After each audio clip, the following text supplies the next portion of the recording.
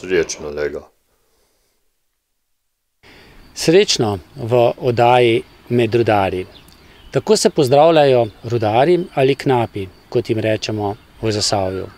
Pozdrav bo ostal, spomin tudi tistih rudarjev, ki bi kopali premog, pa že nekaj let ni več. Zasavski rudniki so zaprti ali pa so v zaključni fazi zapiralnih del. Dolžnost nas, knapovskih potomcev, je, da spomin nanje ne umre. Naš tokratni sogovornik je Anton Koban, nekdanji direktor Zagorskega rudnika. No, gospod Anton Koban, tu ste na teh koncih, v teh koncih ste pa preživljali svoje otroštvo. Kakšno je bilo otroštvo? Bom tako rekel, čudovito, ker to smo bili sicer do šole cel dan zunaj. Ko smo v šolo hodili, smo v šole prišli, kaj pojedli, nalogo in pa spet do večera zunaj. Tako da v glavnem kar veliko ur sem preživel pa s starimi starši, ki so bili v tem bloku. In tudi potuho smo tle dobivali otroci, tako da je bilo to res enkratno.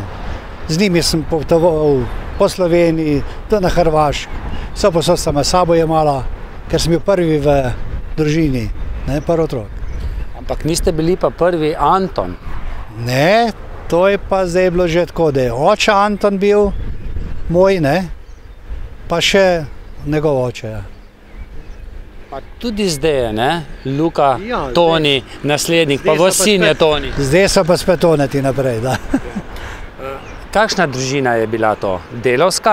Je bilo kaj povezana z rudarstvom? Oče, mama, jasno, takrat niso delale, Stara mama je bila gospodinja, imeli so 4 otroke, 2 fanta, 2 punce, moja mama, je teta, pa 2. Tako da za širičlansko familijo takrat je bilo že kar nekaj izrednega, ker ponovadi so imeli še več, 5, 6, 8. Tako da oče je bil pa rudar. Tudi je delal na tle, je bilo lesno skladišče, to so tudi recimo slojke delali za jamo lesene, prepravljali.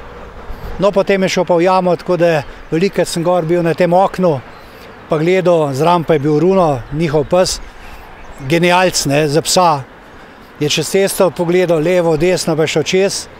Ko je ga gor sam zavohal, je že vrata sam znal odpreti in na balkonski in čez cesto. Tako da se rata pa Pukleš, pa Skiro, Knapovsko, Klobuk, včasih nisem več čelat. Tako da veliko ur sem tle preživel v tem koncu. Pa tle je bil kot skladišče, lesa smo se otroci tudi noter podili po tistih luknjah.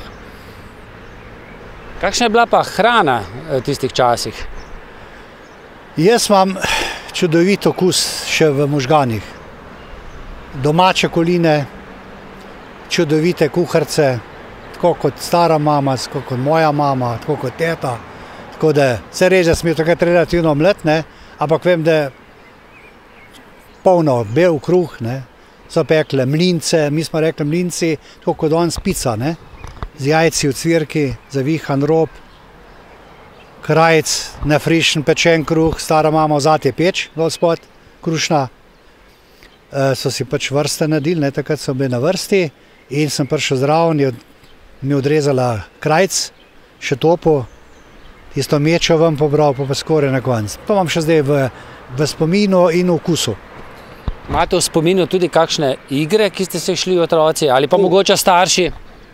Starši glih ne, ampak otroci smo vsega vraga špila, tistih ristancev krali, zemljo krali, pa tako naprej. To je bilo lovil, fičofajam streljali, smo rekli, Trbovlja fičofaj. Kdaj ste pa začutili, da boste šli med rudarje, med knape, da se boste odločili za ta poklic? Ni bilo to glih, ne vem kakšna odločitev. Je pač prišli do tega, če ste že z naših koncev, kolegi tudi se poznali. Tako da je bilo kar v redu. Niste pa ves čas živeli tu v Trbovljah, vaša družina se je kar selila? Ja, sej, doma sem bil višji gor, smo bili doma, drugače smo šli pa v Zalog, ker oče je imel par takih neprijateljev, že verjetno iz vojnih časov. V Zalog, tam smo bili 3 leta, tam smo se pa preselili v Škofjo Loko. tam sem bil pa pol do konca in imam tudi starše zdaj gor pokopane. Pa ste se vrnili potem v Trbovlje kdaj še stanovati? Ne, ko sem tle delal v jami, ko sem bil že diplomiran, sem bil pri starem atu na stanovanju nekaj časa. Pa je pa umrl. No, Trbovlje so bile takrat tudi bistveno drugače. Vsa zasavska mesta so bila bistveno drugačna, kot so danes. Danes je bistveno bolj urejeno, kot je bilo takrat. Pa vendarle, tega pridiha knapovskega pa ni več, kaj ne? Ja, nažalost, zdaj tega lahko rečemo sploh ni več, ne? Razen drobtince vsega tega, ne? Je bilo pa pač dano, ne? Mi smo v tistem času živeli, saj za nas ni bilo zdaj pomembno, a je to bogatstvo, ne? Mi smo pač v nekem svetu s svojimi potrebami živeli, okolje, kašenkoli je bilo, vem, da smo ogromno peš hodili, ne z leta, na planino, na kum, kamorkoli, ne? Danes pa z avtom, ne moreš 100 metrov. Vsi ste imeli tudi vrtičke verjetno takrat?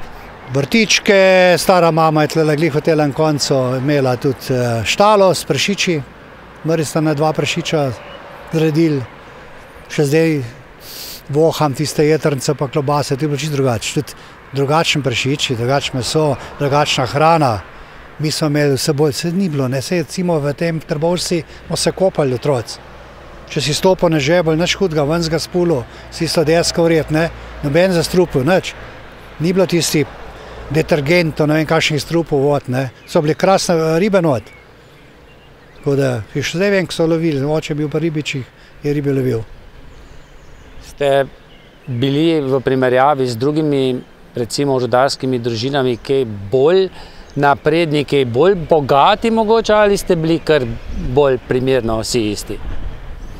No, jaz mislim, da so kar bili, ne. Starate recimo, poleg tega, da je po 50 šel v pokoj, je bil še pobiral zavaranino, so pa je še tam nekaj zraven dobil, ne. Tako da bi verjetno imel kakšen, pravimo, ibržen denar, ne. Moj oče pa tudi je bil pač majster, vem, da ko so delali te močna krmila v Ljubljani, je bil tam tudi majster in je takrat so krasno zaslužili, marsikaj se je takrat kupili. Sta kadila, oče, stari dedek? Starata je bolj imel tisti domač tobak, pa tudi kot knap je čiko, ne. Oče je kadil, brat je kadil, mi rad imamo ne. Niste nikoli tudi čikali, ne? Probo čikat, pa mi ni glih odgovarjali. Tako da enkrat sem se kar malo sedel v jam. Sem mi dal nekaj šnopce in navit. Tako da ni bilo, po mojem okusu. Tako da, če bi zdaj zaključila ta del pogovora, lahko rečete, da ste imeli lepo, srečno, zanimivo otroštvo ali ne? Imel, zelo. Pestro, v redu, no. Po mojem današnji otroci nimajo to. Tudi v tej hiši ste kar nekaj časa preživeli, delovno sicer, ampak kako se je vse skupaj začelo, potem, ko ste diplomirali, ko ste postali rudarski inženir? Ja, moja prva, že pred diplomo je bila projektiva. Tam sem bil par let, potem sem se preselil na obrat Trbovlje kot asistent, imel asistent 2, asistent 1, ne, po vrstnem redu.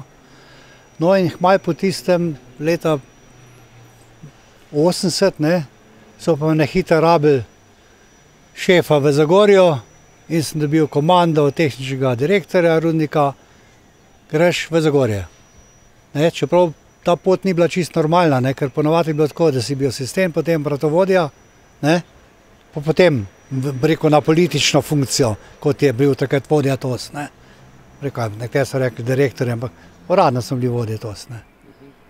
Tako da iz Einzerja sem pa potem šel, se pravi, v Zagorje, iz Zagorje spet, ne, Einzer ali pa obrat Trbovlje, sem bil tehnični vodja, potem sem bil tudi vodja TOSDA, potem smo imeli nove dejavnosti, smo vsi vodje TOSDO bi predstavljen, čeprav jaz edini kot tehnik, ne, kot inženir, ostali so imeli drugačne izobrazbe.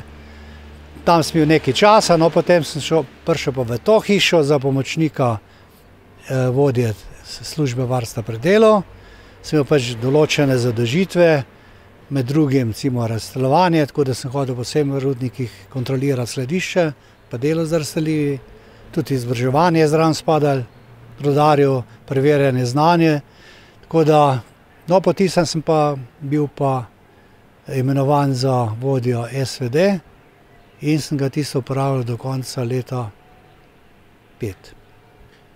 Prej ste omenili, da ste obiskovali več rudnikov, ne? Zdaj, Zasavčan nekako poznam Trbovlje, Zagorje, Hrastnik, v redu, Kisovec, ampak je še več rudnikov bilo, ne? V povezavi z zasavskimi rudniki. Ja, povezava je bila kot podjetje, RRPS, ne? Rudnik Kralga premoga Slovenije. Tako, ko sem jaz to pokrival, te zadeve, je bilo to Laško, Senovo, Kanižaca, ne, pa te naše 3. Tudi v Zagorju sem bil nekaj časa pooblaščen, tudi kot SVD, kaj niso imeli, ne, takrat. Tako da je bilo kar pestro, ne. Po drugi strani sem pa tudi bil po drugi funkciji, ne, ker sem vodil reševalno službo Slovenije, 2 mandata. Tako da po tisti strani sem pa tudi bil preko vseh rudnikih, kjer smo organizirali tekmovanja, srečanja in tako naprej. Katero od teh del vam je nekako bila najbolj pisana na kožo? Verjetno najtežje pa najbolj odgovorno je biti direktor, ampak biti tudi vodja varnosti je pa spet zelo zahtevno, sploh če pride do kakšne nesreče. Ja, zdaj tako, ne. To so objektivne pa subjektivne krivde, ne. Tako da ti kot vodja SVD si mogel imeti kar stvari organiziran, ker jaz med drugim sem tudi pokrival požarno varstvo, ne. Vse sem sicer imel pomočnika, ne, tako da po tej liniji je imel on, rekel, neposredno z gasilci pa temi zadevami, v jami pa spet druga stvar, ne, tam se ni to pokrivali, ali pa malo drugače pokrivali. Tako da SVD je služba varstva pred delo, ima svoje, kar rekel, dosti pozitivnega, zelo konkretno delo. Jaz sem napisal dosti pravilnikov, razne druge zadeve, ne. Tako da to je bilo kar, rekel, kar dosti pisano in tudi zelo vesel sem bil, če sem imel toliko dela, ne, da mi je malo bilo že problem, ne, rajko pa, da bi sedel pa v luft gledal, ne. Tako da kategorizacije, recimo premog, druge zadeve, to je potem, jaz bil pač tudi ne zato, da bom skromna, ne, tisti, ko je naredil pravilnik o jamski reševalni službi Slovenije, ne, tako da je bil pol kasneje tudi sprejet, tako kot je bil. Tako da to so bila kar zanimiva, dosti strokovna, pa tudi tako, si bil kar vesel, da ti je neki ratal, bom rekel. Bi bili rudniki tako dolgo odprti, če ne bi bilo termoelektrarne?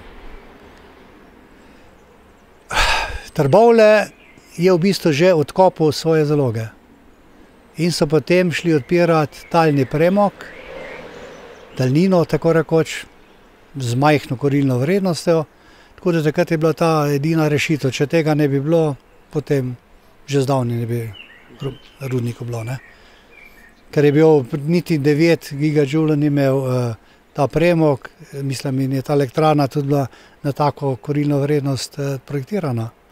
Na koncu pa je jasno, je šlo pa že tam na 12, ne. Se je pa kar tudi kvaliteta, v glavnem, se je tudi druga polja odkopavali, ne, pa malo mešali, tako da to je sreča, no, da se takrat ta talni premog lahko tako porabil. Nekateri še kar z nekako žalostjo gledajo na tisti referendum takrat kmalu po osamosvojitvi, ko se je odločalo o tem, ali bo termoelektrarna še ali ne bo. Je bil to začetek konca rudnikov? Normalno. Najprej smo zaprli Laško na hitro, potem se je pa to kar lepo domine grejo naprej. Nekateri so pač si želeli tako politiko in so jo dobili, ne. Tako da mislim, da tisti referendum je bil čisto, rekel, strokovno nepotreben.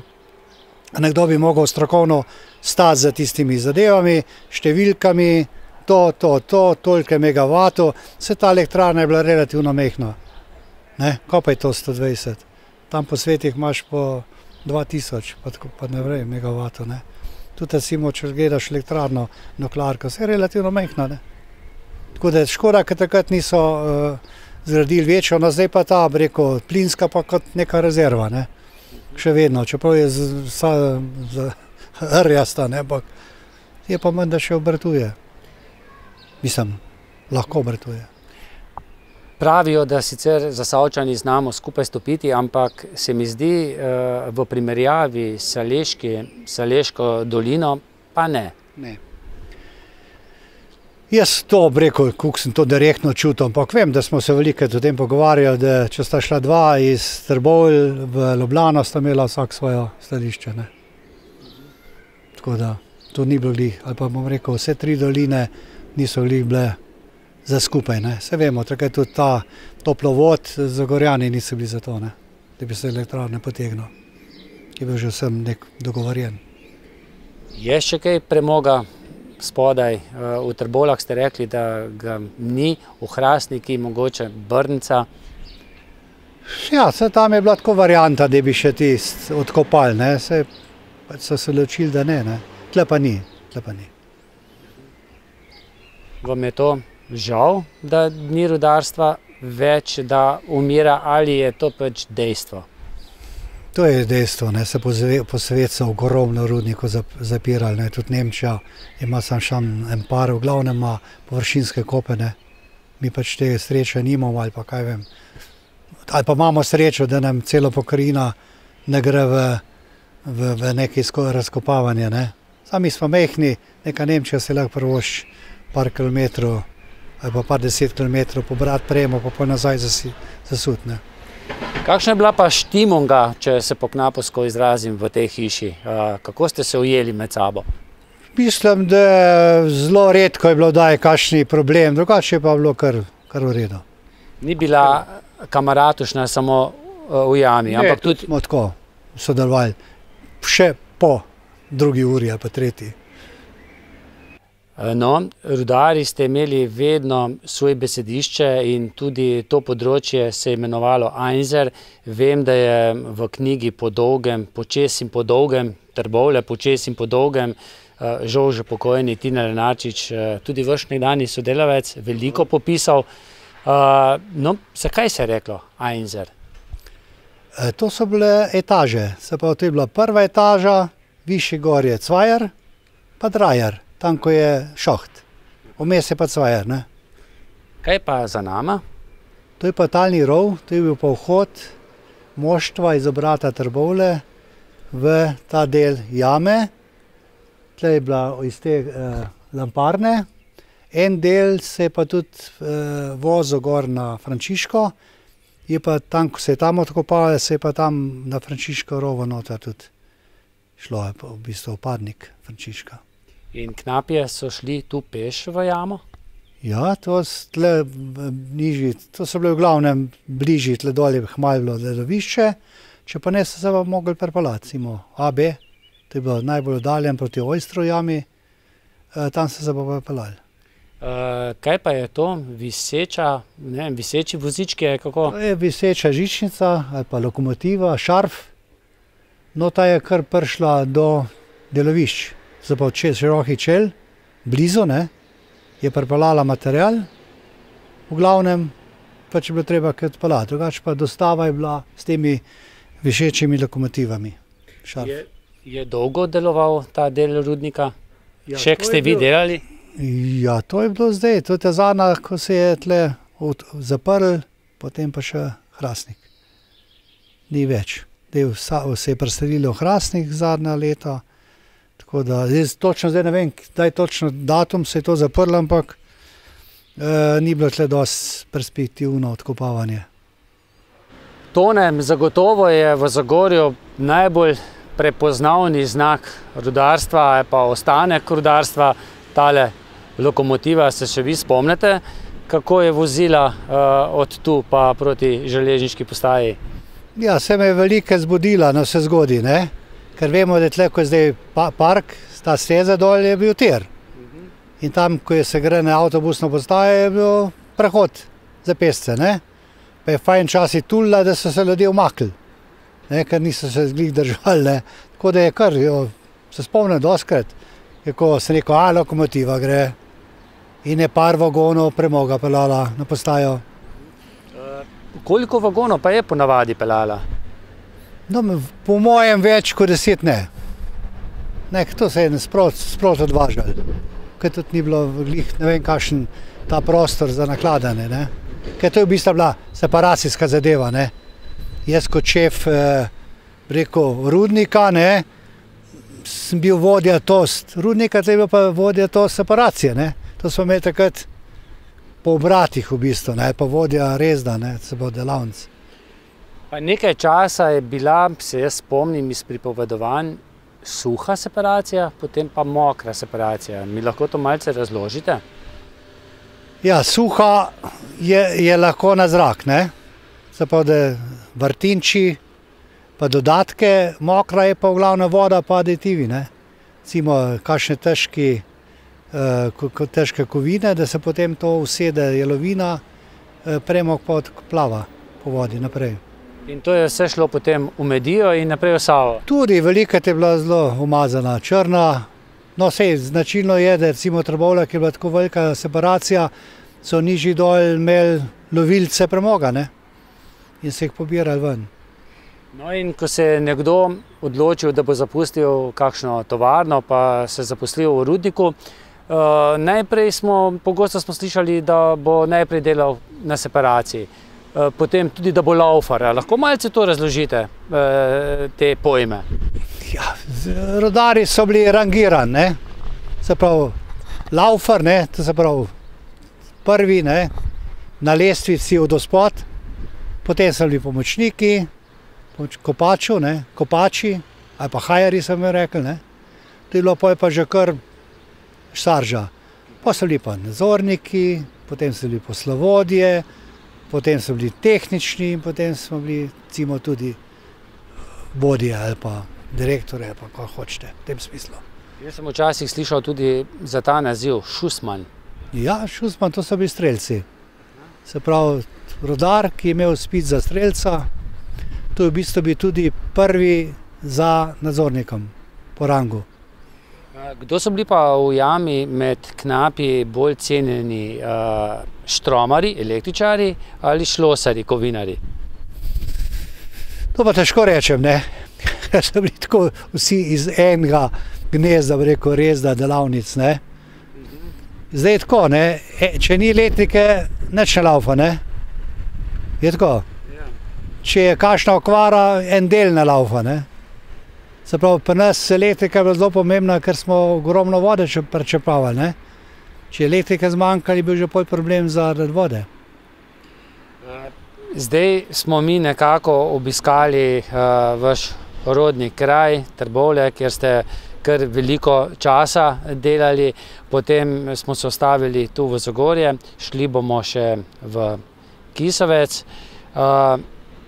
Kje je bilo za vas najlepše obdobje vašega dela? Kar se tiče pestrosti, rekel je kar Zagorje, tistih 5 let, 80-85. Potem imamo pa tudi svoje zelo pozitivne zadeve, ker je recimo jaz, ki sem bil pol vodja SVD, smo pripravljali testiranje, izobraževanje rudarjev, nadzornikov, reševalcev, se pa da je bilo to zelo pisano delo, ne, tako da.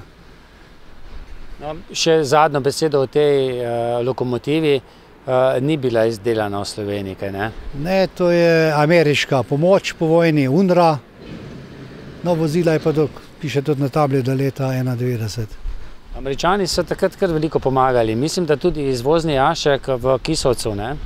To so bile preko normalno, cela Jugoslavija je dobila to pomoč, ne. Če si gledal dol proti jugu, to je bilo nešteto teh lokomotiv in tako naprej. To je bila ogromna pomoč po vojni. No, tudi na tem mestu, kjer sva sedaj, ste kar dobršen del svoje poklicne kariere preživeli. Kakšni so spomini na tisti čas, na jamo Loke v Kisovcu? Ja, spomini so kar malo mešano, ne, ker Loka je bila jama s svojo proizvodnjo brez problemov in ko smo 81. leta jamo potopili kot redež, smo potem predstavili ljudi v Loke, smo še pod petem pol par etaž odkopali, tako da smo za njih 10 let podaljšali na ta račun obratovanje rudnika. Če tega takrat ne bi bilo, verjetno kot redež ne bi potem sanirali do konca. No, moj oče, pokojni oče, je tudi delal v tem rudniku na Lokah. Vem, da je velikokrat dejal, da je v Kisovcu bil najboljši premog. Ja, drži. Je bil bolj kalorično ali pa večja korilna vrednost kot redež. Razen v severnem delu, ko smo rekli, da polje je kot redež imel relativno kvalitetno premog, ampak je bil sloj zelo ozek. Kakšne pa so bile tu vaše naloge v tem rudniku? Ja, jaz sem bil kot vodja toza, potem, ko smo jamo potopili, sem bil pa še potem tehnični vodja in kot redeža in Kisovca, Loke in pa še delovišča v Trbovljah, ker smo tam imeli eno delovišče, da smo v bistvu skoraj dosegli plan, ki smo ga imeli pred vdorom vode. Je bila ta jama kaj bolj zahtevna od drugih jam v Zasavju? Ja, v glavnem Zagorje je imel in kot redež in Loke relativno težke pogoje, ker recimo so bile enosmerne proge, tle je bil zasip, tako da je veliko ročnega dela bilo. Imeli smo tudi sicer Salzgitter podporje, ki je nekaj doprinesel k lažjemu delu, drugače pa je bilo kar zahtevno. V vašem času je bilo kaj rudarskih nesreč v tej jami? Ja, lahko rečem, da je bila tam kakšna tudi smrtna, ne? In kot redež v Kisovcu, ne? Kot redež so tudi delovišče imeli tuji, ne? RGD pa Geološki zavod, tako da so imeli tudi tam preko nesrečo smrtno, drugače pa v glavnem tega tle ni bilo veliko. Kako pa se rudarji, pa tudi vodstvena struktura sooča z rudarskimi nesrečami pa smrtnim primerom? Mislim, da so to kar neke šokantne zadeve. Vemo, kako ljudje različno na to gledajo. Je pač narava dela taka, da rudarji, tudi če so zelo nevarne zadeve, oni svoj del hočejo opraviti.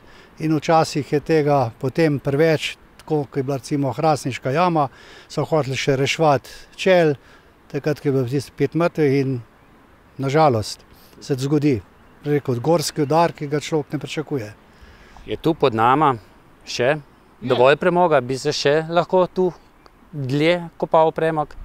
Ne, zdaj je tako, ne, premog je še, ampak to so, rekel, neekonomske zaloge, tako da bo ostal koliko je za večno, sigurno bomo šli še enkrat odpirati. Kaj pomeni to neekonomski premog? Pomeni, da je pretežko pridobivanje? Strošek dela, materialno je dosti previsok, glede na samo vrednost premoga. No, tu, kjer stojiva, je bilo nekoč res bistveno drugače, še pred 20-30 leti. Zdaj je tu muzej, na srečo. Je saj nekaj ostalo v spomin na rudarske rodove, verjetno premalo, kaj? Ja, to je bilo tisti zadnji trenutek, da se je imela še občina tukaj posluha, da je dobila evropska sredstva, da se je to obnovilo. Drugače pa marsikaj smo zamudili, veliko stvari je šlo na odpad, neke stvari se je sicer ohranili, škoda je, da smo vinarov pa strojnico vine zgubili, ne. To bi bilo kar atraktivna zadeva, a pa zdaj škoda govoriti. Tako da tisto, kar je tle, bomo še dopolnjevali z opremo, se vidite, te stvari, ko se še zunaj, se dopolnjujejo, ampak prav veliko več pa ne bo. No, vi ste zdaj predsednik rudarskega, muzejskega, etnološkega društva Srečno Zagorje. Verjetno tudi bolj pozno se je ustanovilo to društvo, ampak zdaj pa je zelo delujoče. Ja, vse ideje so bile že prej za neko, tradicijo, ohranjanje tradicije. Vendar pa je prišli do dogovora, da smo potem leta 2013 ustanovili 18 članov, ustanovili to društvo in mislim, da smo do sedaj kar imeli nekaj za pokazati. Tiste stvari še se dogajajo, se dopolnjujejo, dograjujejo, tako da imamo letne plane in v glavnem tisto, kar damo v plan, se potem tudi uresniči. Je bilo kaj prigovarjeno, da ste sprejeli to mesto predsednika? Ne, sej nisem bil najbolj navdušen, ker če je človek malo starejši, ima tudi bolj mir, ampak to je kar dosti dela. Je bila pač situacija taka, da je bilo v tistem trenutku pač dogovorjeno, da si jaz pač primiren in sem to pa tudi sprejel. No, verjetno v jamo niste šli v takšni uniformi, v takšni obleki. Nam je lahko malce opišete, kakšno obleko imate na sebi? To je rudarska slavnostna uniforma, nosi se pač ob slavnostnih, tudi nažalost ob pogrebih. Skratka, včasih je bila to čast za tiste, ki so jo to dobili, tako da mislim, da je moraš tudi s ponosom nositi. Ni pa jasno tega neomejeno število, ampak je samo določeno število ljudi, ki ima uniformo. Ampak tudi gumbi, ne, imajo svoj pomen. Ja, to se pravi, to je 28 gumbov, to je bila stara Sveta Barbara, ko so jo, ubili. Oče, ne? Ja, tako, oče. Variante so različne, ali se je obglavili, ali zazidali, vse zdaj ni to pomembno. Skratka, teh 28 gumbov pomeni njena leta. In Sveta Barbara je tista, ki naj bi ščitila rudarje. V tistih vaših časih pred osamosvojitvijo se ni veliko o Sveti Barbari govorilo. Zdaj bistveno več, kaj ne? Je, Barbara, kar se tiče podjetja pa te zadev, ni bila ravno. V Ljubljani, v fakulteti se je pa ta stvar že prej tudi, okoli Barbare mečke naredili neke slavnosti. Jasno, da včasih vemo, kako je bilo. Po vojni so celo Barbaro kot redež vrgli v graben, ne. Tako da je zdaj, mislim, da takih ekstremov ni več in pač Barbara je zdaj naša zaščitnica, ne samo nas, ampak to je zaščitnica tudi vseh ostalih nevarnih poklicev. Glede na to, da se tu tudi zaključuje najin pogovor, me zanima, kako gledate na prihodnost ohranjanja te rudarske tradicije v Zasavju. Bodo rodovi, ki prihajajo za nami, vedeli, kaj se je tu dogajalo? Smo mi, ki živimo, dovolj postorili za to, da bodo vedeli, kaj se je dogajalo? Ja, mi se pač trudimo te stvari zelo široko zavzeti, se pravi, imamo posebne dneve, kjer otroci osnovnih šol izdelujejo zadeve, ali risbice, ali literarna dela. Tudi ta mesec, konec meseca bomo imeli to srečanje, te prispevki že prihajajo. Tako da mislim, da glede na to, da je ta trdna ta stavba stoji, da se propaganda pač tudi malo širše v Sloveniji dogaja na to, da imajo kar obiske. Jaz pa mislim, da te naši učenci, ki danes tudi sodelujejo, da bi tudi kasneje se spomnili, v kakšnih krajih živijo. Kako pa se lahko kdo, ki bi se želel včlaniti v društvo? To pa čisto vsak se lahko včlani, ni to omejeno na rudarje, ampak na kogarkoli. Se vi še vedno pozdravljate srečno, ko srečate svojega knapovskega sodruga? Ja, mislim, da v glavnem je to srečno še vedno. Se to ni sam rudarsko, v teh dolinah je to še kar normalen pozdrav. Potem, če midva zaključiva oddajo z srečno, ne bova čisto nič falila, kaj ne? Ne, srečno. No, pa tudi v mojem imenu srečno, pa jaz upam, da ste oddajo spremljali in da boste z nami tudi, ko bomo pripravili drugo, tretjo, pa potem vse še naslednja. Srečno! Srečno, Lega.